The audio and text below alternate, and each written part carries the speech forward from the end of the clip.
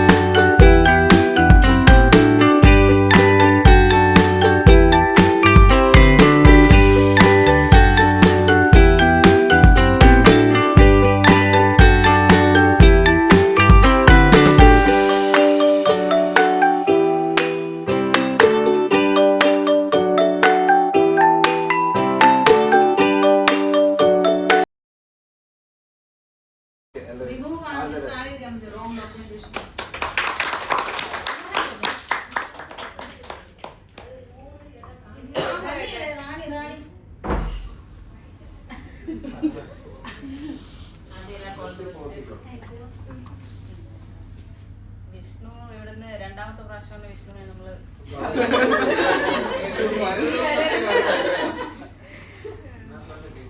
വിഷ്ണു ആഗ്രഹിച്ച പോലെ തന്നെ വൈഫിന്റെ ഹോസ്പിറ്റലിൽ തന്നെ അവന് കയറാൻ പറ്റി. അതിനുവേണ്ടി ഒത്തിരി ട്രൈ ചെയ്യുന്നുണ്ടായിരുന്നു. പിന്നെ നല്ലൊരു കൊളീഗാണ്. ഒത്തിരി നാൾ വിഷ്ണുവിൻ്റെ കൂടെ വർക്ക് ചെയ്യാൻ പറ്റിയിട്ടുണ്ട്. മൈനസ് പറയാനായിട്ട് പ്രത്യേകിച്ചൊന്നും ഇല്ല. അവന് ദേഷ്യം വന്നാൽ പിന്നെ പിടിച്ചാൽ കിട്ടില്ല. അധികാരം കണ്ടിട്ടുമില്ല. പിന്നെ ആൻസറേജിയൊക്കെ ഞാനുണ്ടായിരുന്ന സമയത്ത് നമ്മുടെ IT ആയിട്ട് കയറിയതാണ്. 22 പേര് IT ആയിട്ട് വന്നതിലുള്ള ഒരാളായിരുന്നു. പെട്ടെന്ന് ഞാനെല്ലാം പഠിച്ചെടുത്തു. പീഡിയാട്രിക് ഡിപ്പാർട്ട്മെന്റിൽ കയറി ഇൻചാർജായി. നല്ലൊരു എല്ലാവരുമായിട്ട് നല്ല മിങ്കിളായി പോകുന്ന ഒരാളാണ്. ആരും അങ്ങനെ അനുസരിച്ച് ഒരു കംപ്ലൈൻറ്റ് ഒന്നും പറഞ്ഞ് കേട്ടിട്ടില്ല. നല്ലതാണ്. ജിസാനി അതുപോലെ തന്നെ GS ശാന്തി പറയുന്ന പോലെ ശാന്തിയുടെ റൈറ്റ് ഹാൻഡ് ചെക്ക് ചെയ്യാൻ ആളില്ലെങ്കിൽ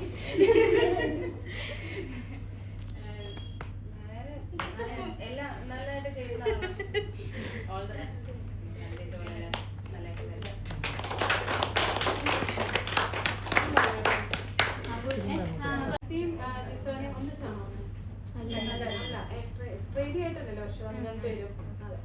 പക്ഷെ നിങ്ങൾ പറഞ്ഞ കാര്യങ്ങൾ ജിസാനാണെങ്കിലും ആൻസിയൊക്കെ ആണെങ്കിലും നമ്മൾ പറഞ്ഞു കൊടുത്ത കാര്യങ്ങൾ അതുപോലെ തന്നെ ഒരു മിസ്റ്റേക്ക് വരുത്താതെ റിപ്പീറ്റ് ചെയ്ത് വീണ്ടും വീണ്ടും ചോദിച്ച് അതങ്ങനെ കറക്റ്റ് ആയിട്ട് ചെയ്യുന്ന ആൾക്കാരായിരുന്നു.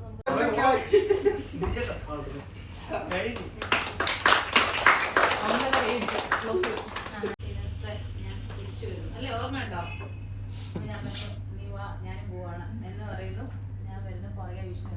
റിയലി ഞാൻ വളരെ ഹാപ്പി ആയിരുന്നു. കാരണം എന്റെ കൂടെ നിന്നിട്ടുള്ള ഒരു സ്റ്റാഫ് ഇവിടെ വരുന്നു. ധന്യൊക്കെ ഇവിടെ ഉണ്ടായിരുന്നു. എങ്കിൽ കൂടി ധന്യ, രഘു, റാണി, ആൻസിമോൾ ഇങ്ങനെ കുറച്ച് പേരെയായിരുന്നു എനിക്ക് അന്ന് പരിചയം. പക്ഷെ വിഷ്ണു വന്ന് തിരിച്ചു വരുന്നു, രഞ്ജിത്ത് വരുന്നു. വളരെ ഹാപ്പി ആയിരുന്നു. ഇന്നലെ വന്നു, പിറ്റേ ദിവസം എന്താ പറയുന്നത് ഞാൻ പോകുന്നു. എനിക്ക് അന്ന് തൊട്ടേ വിഷ്ണുവിനെ അറിയാം അല്ലെ. ായിട്ടുള്ള ആ ഒരു ജീവിതം തുടങ്ങുന്നതിന് മുമ്പ് തൊട്ടേ അറിയാം.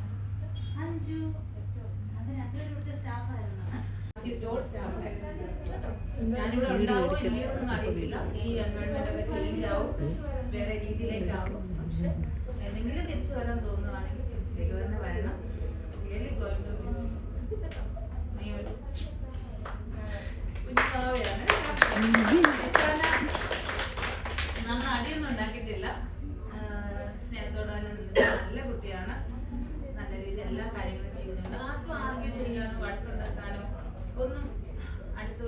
നിന്നോട് ദേഷ്യപ്പെടാനൊന്നും അവസരം നീ തന്നെ ഉണ്ടാക്കാറില്ല.